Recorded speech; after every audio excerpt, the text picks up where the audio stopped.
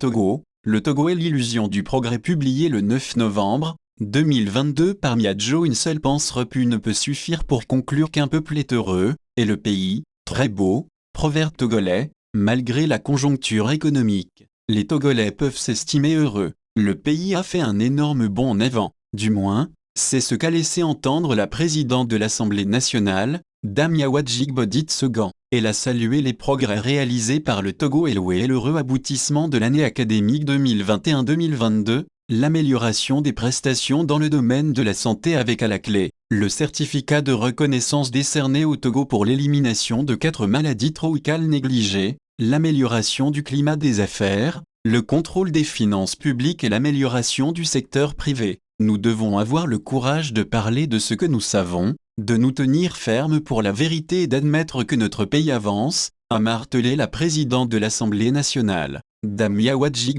Tsegan rejoint ainsi son patron qui affirmait au détour d'une tribune signée dans le magazine panafricain dans lequel il s'enthousiasmait que le Togo a changé de paradigme dans la stratégie de développement, source de progrès. Mais pourquoi ces progrès et changements positifs dont on se vante tant ne rejaillissent pas dans le quotidien des Togolais? Normalement, une meilleure visibilité dans le sens de la gouvernance du pays et les résultats encourageants enregistrés devraient se traduire par l'amélioration du niveau de vie des populations, leur mieux-être, le recul de la pauvreté, une réduction sensible du chômage, et surtout une meilleure répartition des richesses entre les classes sociales. Jean-Baptiste Placa disait que lorsque qu'un peuple est heureux, les citoyens montrent facilement un certain enthousiasme, lorsqu'ils se plaisent dans leurs activités quotidiennes, lorsqu'ils aiment leur vie. La plupart se surpassent alors dans le travail, et cela se lit dans les regards, parce que chacun a la certitude que ses efforts sont reconnus et appréciés à leur juste valeur. Peut-on affirmer la même chose des Togolais?